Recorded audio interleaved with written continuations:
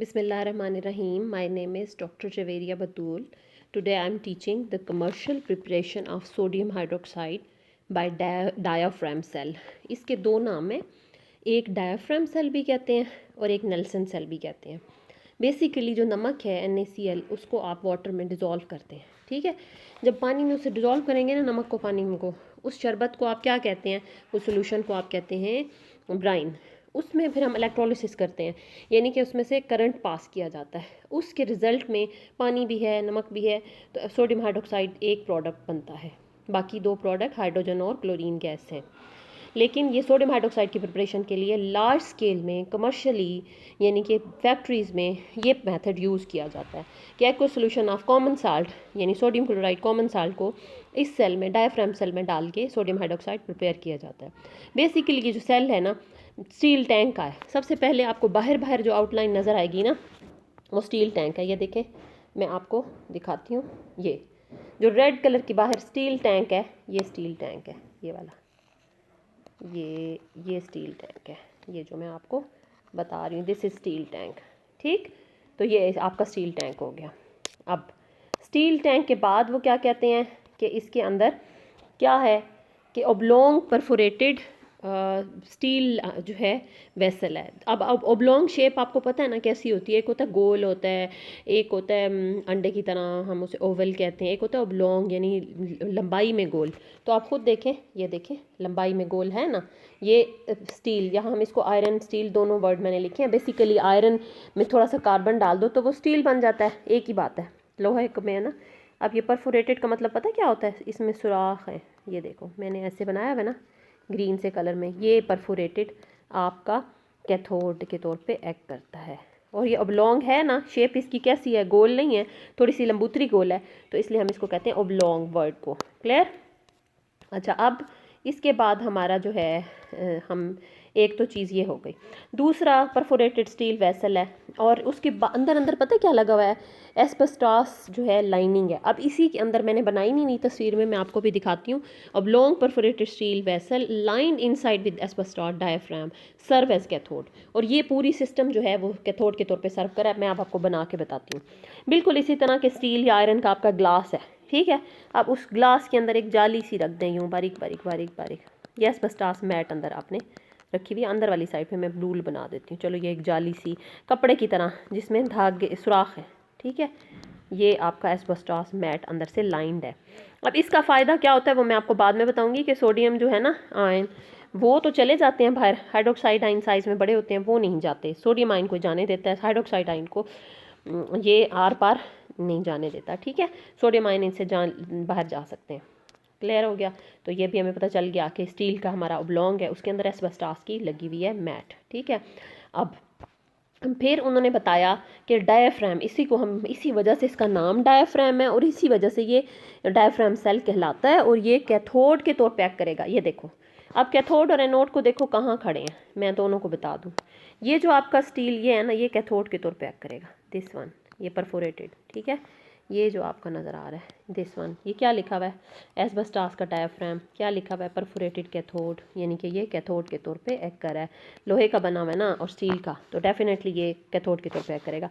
और सेंटर में ये ग्रेफाइट मैं आपको बार बार बता चुकी हूँ. पेंसिल के सिक्के में भी ग्रेफाइट होता है, सेल के अंदर भी काला सा होता है, वो ग्रेफाइट होता है. ये आपका हो गया एनोड और ये आपका हो गया कैथोड. दो चीज़ें समझ आ गई हैं, दोनों मैंने ब्लू कर दी हैं. तो इस तरीके से इसके अंदर अब यहाँ आपने नमक का सोल्यूशन फिल किया हुआ है इस जगह पे, साल्ट सोल्यूशन यानी कि ब्राइन सोल्यूशन. और आप देख रहे हैं इसका लेवल थोड़ा ऊंचा रख रहे हैं इससे, कैच बेसन से, ताकि ये दो सोल्यूशन मिक्स ना हो. ये दोनों ऊंचा रख रहे हैं, ये आगे आपको पता चलेगा कि कैसे ये हुआ ना. अच्छा, अब ये आपको समझ आ गया कैथोड कहाँ है, एनोड कहाँ है, ये सेल है. अब हम ग्रेफाइट एनोड जो है वो साल्ट सोल्यूशन में सस्पेंड होता है, उसमें लटका हुआ होता है, डला होता है. A graphite anode is held within the U shaped diaphragm और and it projects into salt solution के अंदर डाल के रख देते हैं. अच्छा, और इसमें कांस्टेंट लेवल डिवाइस है. कांस्टेंट लेवल डिवाइस पता है क्यों है, ताकि ये जो आपका नमक वाला पानी जितना ख़त्म हुआ उतना ऊपर डल जाएगा. ब्राइन सोल्यूशन जितना ख़त्म हुआ, ये कांस्टेंट लेवल डिवाइस इस तरीके से बनाया जाता है कि यहाँ पे ये जो है ना, यहाँ पे कोई ऐसा सिस्टम ड्रॉ कर दिया जाता है कि ये ना इसके अंदर से लिक्विड इनटेक आ रहा होता है, किसी साइड से होगा, तो ये इन्होंने ना इसके अंदर ये अब लेवल बराबर रहेगा। ये कम होने लगेगा ना, नीचे की तरफ छन छन के जाएगा ना, तो ये ऊपर से फिर और फिल हो जाता है, और फिल हो जाता है, और फिल हो जाता है नमक वाला पानी। आप इसमें ये नहीं हो सकता कि आपका लेवल जो है वो चेंज हो, ठीक है, इसका वरना हमें नुकसान होगा। हम कांस्टेंट लेवल डिवाइस जो है वो यूज़ करते हैं ताकि नमक का पानी लेवल तक रहे। मसलन फ़र्ज़ किया एक बाल्टी है, उसमें पानी भरा हुआ है, एक तरफ से पानी निकाल रहे हैं, फटाफट आप उसे भर लें, ठीक है, ऊपर से टैप्स ऐसी लगी हुई हो कि उसको रीफ़िल करती रहे, ठीक है। अब ये हो गया। उसके बाद एक और काम वो करते हैं, कांस्टेंट लेवल डिवाइस, तो हमें पता चल गया कि वो कांस्टेंट लेवल रखता है ब्राइन का। नमक वाले पानी का लेवल अगर आपने 10 लीटर भरा हुआ है तो 10 लीटर ही रहेगा। अगर बाहर पानी छन के निकल गया है, सोडियम हाइड्रोक्साइड बन के बाहर छन छन के बाहर चली गई है, तो बाकी बचा हुआ नमक का पानी सेम रहेगा, 10 लीटर ही। अब हम भेजेंगे अंदर स्टीम। स्टीम का क्या काम है? एक बात तो ये कि जो इलेक्ट्रोलाइट को वार्म रखेगा, नमक हमारा इलेक्ट्रोलाइट है ना, सोडियम क्लोराइड, तो उसको गर्म रखेगा, ठीक है। ये ना हो कि शरबत जो है आपका, नमक वाला ब्राइन सोल्यूशन जो है ना, वो क्या होगा, वो वार्म होगा, ब्राइन का सोल्यूशन वार्म होगा, गर्म होगा। दूसरा, अब देखो भाप डाली है ना, ये ना हो कि नमक अब ना जम जाए जालियों के अंदर। अगर नमक जम गया तो फिर तो मसला हो जाएगा ना। तो जितनी सुराख हैं उसको, उसमें भाप डाल डाल के हम उसको साफ़ कर लेते हैं, क्लियर कर लेते हैं। ये समझ आ गया। कांस्टेंट लेवल डिवाइस का पता चल गया कि हमने 10 लीटर अगर नमक का पानी है तो वो 10 लीटर ही रहे, कहीं कम ज़्यादा ना हो। और ये आपका सेल आ गया। इसको हम फिर एक दफ़ा गौर से देख लेते हैं। इसको हम गौर से देखते हैं, आप गौर से देखें। सबसे बाहर ये है आपका टैंक स्टील का, ठीक है। फिर आपका ओब्लॉन्ग शेप का परफोरेटेड आयरन स्टील का कैथोड है। ये कैथोड के तौर पे एक्ट करता है, क्लियर, ठीक। ये हो गया। इसके अंदर एक बारीक सी जाली लगी हुई है, वो क्या है? एस्बेस्टास। ये मैं डॉट डॉट डॉट डॉट, इसके अंदर एक चादर सी लगी हुई है यूँ अंदर से, वो एस्बेस्टास मैट है, ताकि बारीक छन छन के आए। ये ना हो कि सारा जो इतनी सुराखों वाला है तो सारा ही निकल आए, बारीक बारीक बारीक बारीक। यहाँ आपने नमक का पानी ये डाला हुआ है, ठीक है, ये वाला। सेंटर में ये जो है आपके पास, ये वाला, ये क्या है? ये आपका एनोड है, ग्रेफाइट का बना हुआ, ठीक है। कैथोड आपका ये जाली वाला है। अब इसके अंदर आपने नमक का पानी भर लिया है। नमक ने क्या बनाना है? Na plus sign, chloride minus. Chloride minus sign जो है, जाहिर बात है क्लोराइड है, माइनस चार्ज है, तो कहाँ जाएगा? प्लस के पास ना। तो एनोड होता है ना, प्लस पॉजिटिव होता है, एनोस पॉजिटिव होता है ना, तो पॉजिटिव के पास ये भागा जाएगी क्लोरीन, और क्या बन जाएगी? ये अपना इलेक्ट्रॉन लूज़ करेगी, ठीक है। 2 क्लोरीन Cl2 गैस बनेगी, साथ 2 क्लोरीन इलेक्ट्रॉन। तो वो क्लोरीन गैस यहीं से ही ऊपर उठ जाएगी, नज़र आ गई कि क्लोरीन गैस। अब क्लोरीन के साथ तो ये तमाशा हुआ, जो क्लोरीन बनी थी नमक के अंदर। दूसरा जो है वो सोडियम बना। अब सोडियम, हमारे पास आयन मौजूद है, सोडियम आयन जो है वो मौजूद है पॉजिटिव, उसने डेफिनेटली कहाँ जाना होगा? इधर नेगेटिव के पास। अब ये तो आ ही रही है ना नेगेटिव के पास, यही नेगेटिव है ना हमारे पास, नेगेटिव तो ये जाली वाला है। साथ पानी भी आ गया, पानी भी बाहर आ गया। पानी बाहर आके इस जगह पे बाहर आके सरफेस पे ब्रेकअप हो गया, वाटर ब्रेक होके उसने बनाया है H आयन और OH आयन। अब OH आयन और सोडियम ये दोनों रिएक्ट करके क्या, छन छन के सोडियम हाइड्रोक्साइड अंदर से बाहर आ गया। सोडियम भी बाहर आई इस जाली वाले के पास, हाइड्रोक्साइड इस पानी से बना वो भी बाहर आया और नीचे आ गया। अब इसको हम थोड़ा सा ऊंचा रख रहे हैं और इसको नीचा रख रहे हैं। देखो ये सोल्यूशन, नमक वाला सोल्यूशन ऊंचा है और सोडियम हाइड्रोक्साइड वाला नीचे है। वजह क्या है कि हाइड्रोक्साइड वापस ना चले जाएं, ठीक है, क्योंकि हाइड्रोक्साइड देखो ना, ये अट्रैक्ट तो हो सकते हैं, पॉजिटिव है यहाँ पे, ये पॉजिटिव है, तो हाइड्रोक्साइड पे नेगेटिव है। अगर यहाँ से हाइड्रोक्साइड बने हैं तो वो हाइड्रोक्साइड साहब वापस अंदर ना चले जाएँ, अंदर ना घुस जाएँ, इसको हम रोकते हैं। वो मैं बताऊँगी क्यों। कि आपके हाइड्रोक्साइड जो बने हैं पानी से, तो वो क्या हों, वो यहाँ पे ही आएँ, H आयन और OH आयन, और H आयन भी H आयन से बना, वो क्या करेगा? इलेक्ट्रॉन गेन करके कैथोड से हाइड्रोजन गैस जो यहाँ से निकल जाएगी। हाइड्रोक्साइड ने क्या किया? सोडियम से मिला, वो कहाँ जाएगा? नीचे छन के आ जाएगा। क्लियर हो गया?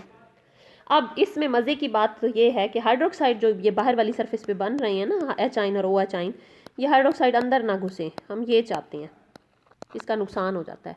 तो ये सोडियम तो अंदर आ जा सकता है, नमक सोडियम है ना, सोडियम और क्लोराइड, वो तो आ जा सकते हैं, लेकिन हाइड्रोक्साइड अंदर नहीं जाता। सोडियम क्लोराइड जो है वो नीचे बेचारा भी चला जाता है। हम तो नमक को नहीं लाना चाह रहे थे ना, लेकिन नमक थोड़ा सा 16% नमक भी साथ चला जाता है, ठीक है। तो 16% नमक भी साथ चला जाता है। ये नमक भी हमारे पास ना सिर्फ सोडियम हाइड्रोक्साइड है, बल्कि 16% जो है वो NaCl भी आ गया, नमक वाला शरबत है तो नमक भी बीच में आ गया है। सोडियम को तो जाने देता है एस्बेस्टॉस मैट, हाइड्रोक्साइड जो है वो अंदर वापस नहीं जा सकता, वो नीचे ही जाएगा। अब हम ऐसा क्यों करते हैं, हाइड्रोक्साइड को क्यों अंदर नहीं जाने देते, ये भी हम देखते हैं। देखो अब हमारे पास यहाँ पढ़ते हैं, होता ये है कि हम ये देखिए क्लोरीन पैदा हुई थी ना जो बनी थी, उसको हमने रिलीज़ किया एनोड पे। एनोड आपको पता है किस जगह पे है, सेंटर में एनोड था, वो अंदर वाले हिस्से में से निकल के बाहर निकली है।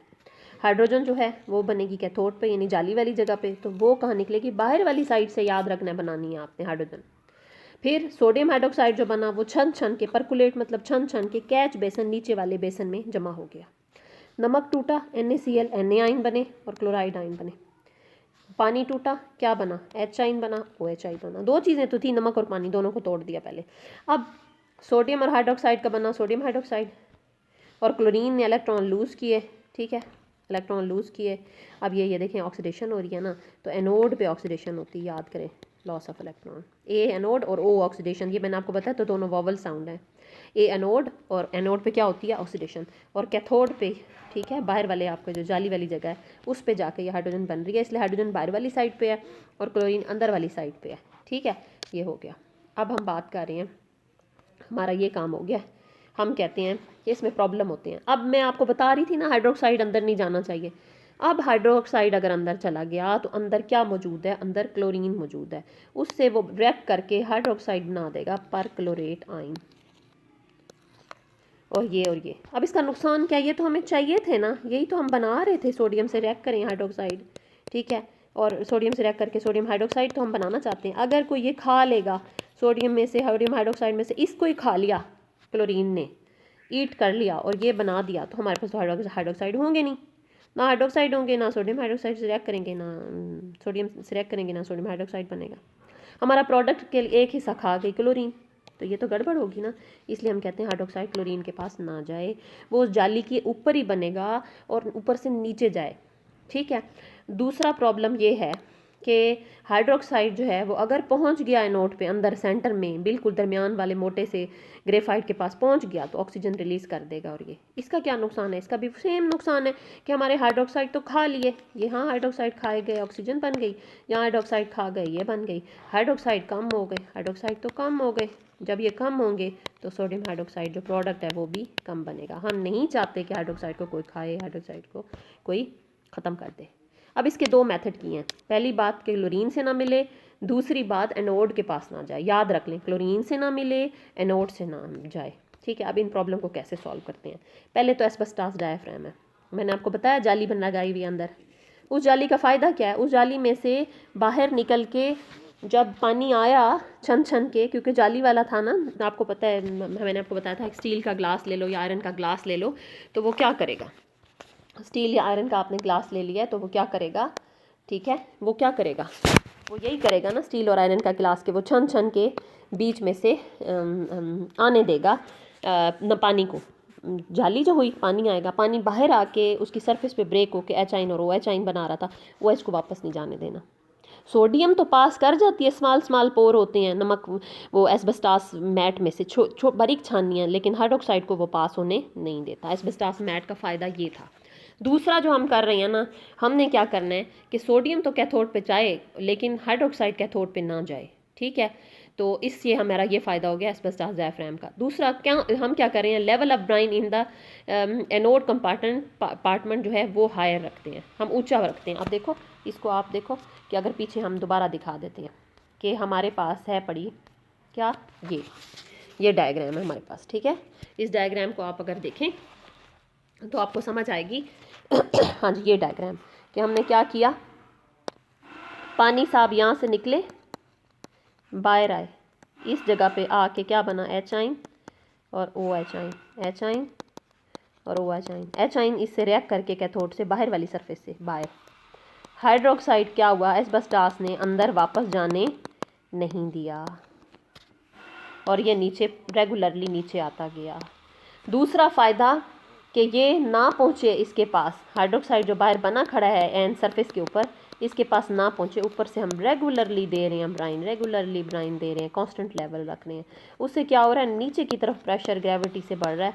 यूँ तो जा सकता है ये हाइड्रोक्साइड वापस एनोड के पास नहीं जा सकता, हाइड्रोक्साइड वापस एनोड के पास नहीं जा सकता। ये देखो हाइड्रोक्साइड जो यहाँ बना खड़ा था, ठीक है, हाइड्रोक्साइड जो यहाँ पे बना खड़ा था, ये बाहर वाली सरफेस पे बना हुआ था ना, तो ये अंदर नहीं जा सकता। क्यों? क्योंकि ऊपर से पानी का इतना प्रेशर आ रहा है, सॉरी नमक वाले पानी का ब्राइन का इतना प्रेशर आ रहा है, हमने लेवल कांस्टेंट रखा हुआ है कि नीचे की तरफ फ्लो करेगा, इधर से बैक यहाँ जो बने पड़े हैं सरफेस पे हाइड्रोक्साइड वो नहीं करेगा। इधर से हाइड्रोक्साइड आया, अंदर से सोडियम साहब भी आ रही है, आइन दोनों मिल गए, क्या बना, सोडियम हाइड्रोक्साइड का सोल्यूशन नीचे।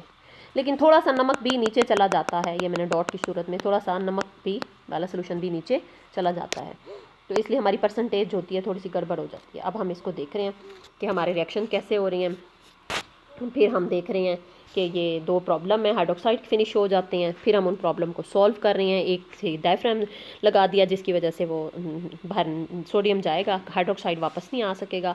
तीसरा ये कि हमने कांस्टेंट लेवल डिवाइस लगाया, कि हमने क्या किया कि ऊंचा रख दिया उसको थोड़ा सा, ताकि ऊपर से नीचे तो आ सके, नीचे से ऊपर हाइड्रोक्साइड भाग के वापस पॉजिटिव वाले हिस्से में ना जा सके, एनोड के पास ना जा सके, सेंटर में एनोड था। अब आ गई, ये इनके सोल्यूशन हो गए। अब हमारी बात आ गई कि प्रोडक्ट क्या बनते हैं। प्रोडक्ट जी ये बनते हैं, ये गौर से देखें आप। एक तो हमारा 11% सोडियम हाइड्रोक्साइड, 16% NaCl, ये भी आ गया, ये तो ज़्यादा आ गया। तो हम क्या करते हैं, थोड़ा सा वेपरेशन करते हैं, यानी गर्म करते हैं उसको, तो उसका वेपरेट करेंगे तो सोडियम क्लोराइड क्योंकि लेस सॉलेबल है, ये लेस सॉलेबल है, तो इसके क्रिस्टल बन जाएंगे। जो हमारा सोडियम हाइड्रोक्साइड था ना, हमने उसे जैसे ही वेपरेशन की, यानी कि फ्यूम्स उसके बने हैं, तो हमने क्या किया, तो नमक थोड़ा सा नीचे बैठ गया, हम इसको छान के फिल्टर करके अलहदा कर लेंगे। हमें क्या बन जाएगा, अब प्योर 50%। यहाँ पर हमारे पास 11% था, सॉरी यहाँ पर हमारे पास 11% था NaOH। जब हमने वेपरेशन की तो हमारा ये जो 11% था ये कितना रह गया, अब 50% में NaOH में कन्वर्ट हो गया, और NaCl कम रह के 1% रह गया। तो हमारे पास ना ये साफ़ अच्छा हो गया, हमने वेपरेशन किया, नमक बैठ गया नीचे, उसको हमने निकाल दिया। और ये कमर्शियल प्रिपरेशन में हम यूज़ करें और नमक हो ना थोड़ा सा, तो उससे कोई प्रॉब्लम नहीं होता। अगर थोड़ा सा नमक भी बीच में शामिल हो तो कोई मसला नहीं है, NaCl है, कोई मसला नहीं है, ठीक है। ये था मेरा आज का लेक्चर, उम्मीद आपको अच्छा लगेगा।